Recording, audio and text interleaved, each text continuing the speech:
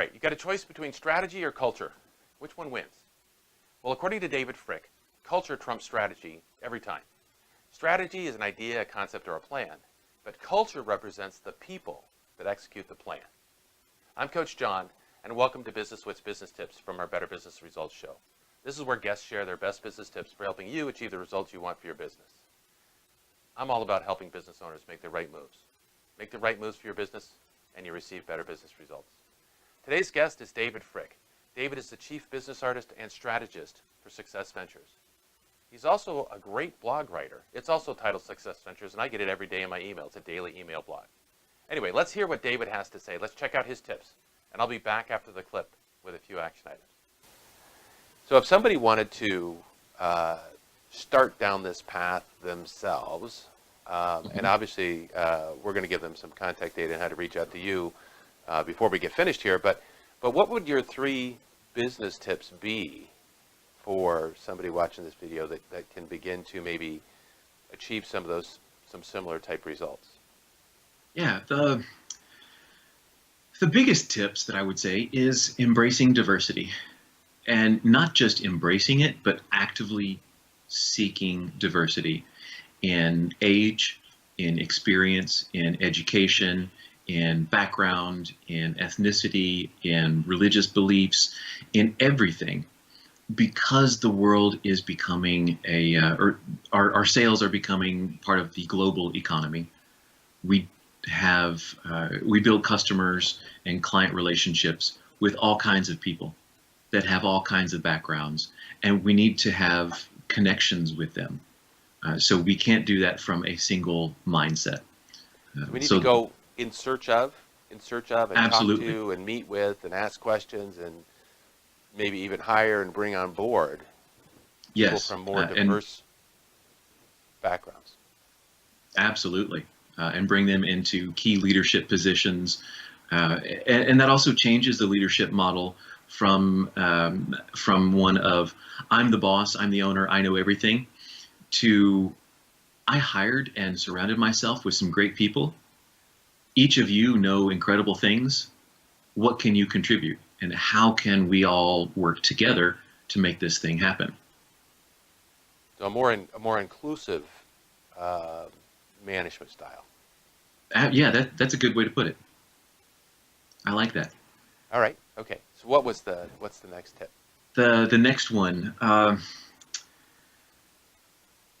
it would be commit to a culture and to building a culture that has growth minded, a culture that embraces different things, different ideas, but really one that is not stuck on doing what we do as efficiently as possible. And in a sense, we say culture trumps strategy every time. Yeah.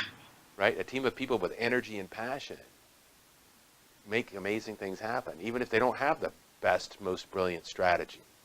Yeah, a team of people who are committed to each other are the only things that make stuff happen. Right.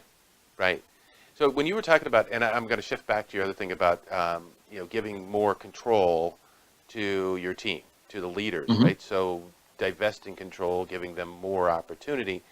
What's the process that you use for that? How do you tell them to go do that? Okay, that is it's not really a delicate thing, but people, leaders are very timid about it. So they are, because it's, they have this responsibility, there's money involved.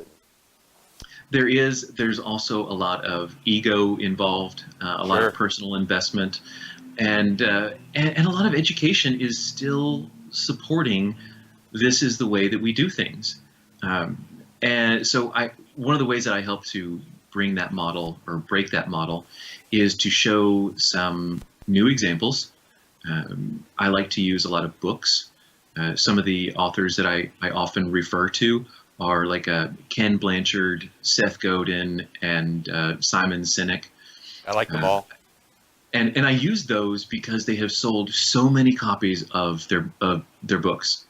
So it gives a little market evidence that this isn't just a softy approach to, or a limited time offer, something that may or may not work.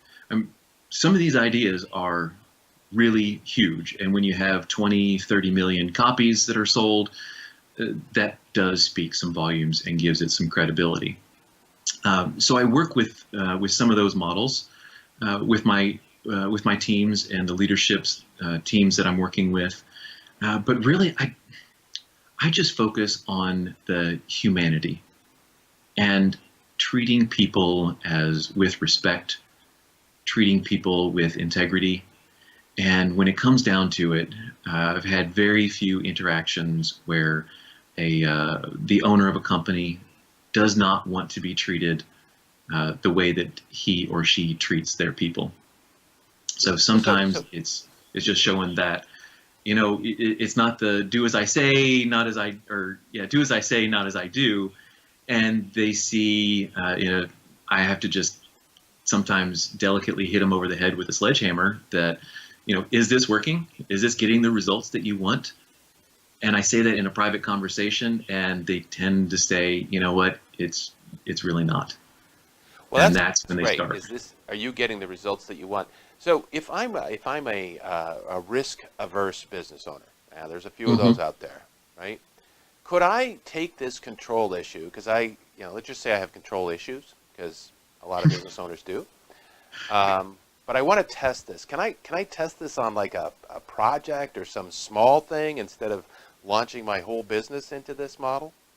That's really the best way to do it.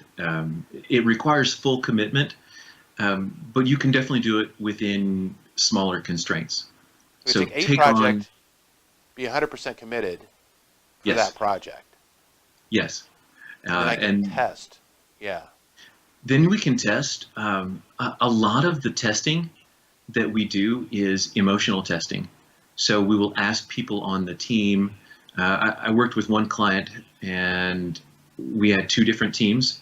So one project was trying a new way, and they gave me some freedom as well as a budget.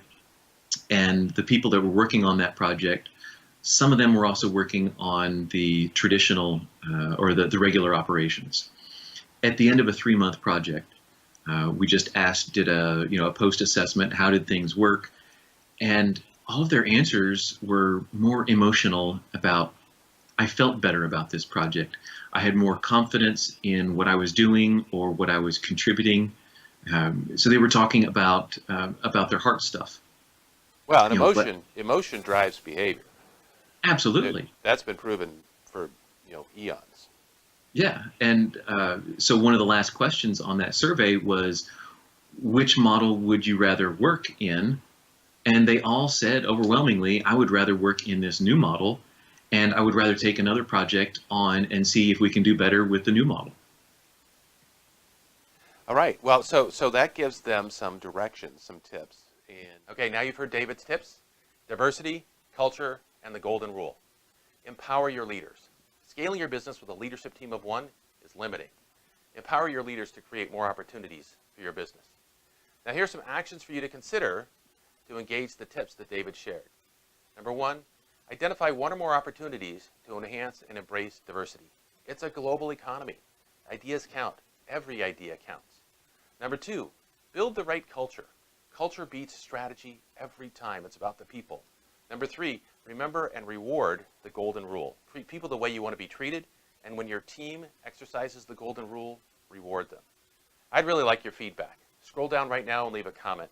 Let us know if this was helpful or you'd like to see a video that addresses a different issue or challenge. I'm a chess player, and winning chess is all about making the right moves in the right order. Making the right moves is the path to winning in business too. When you make the right moves for your business, winning gets a lot easier.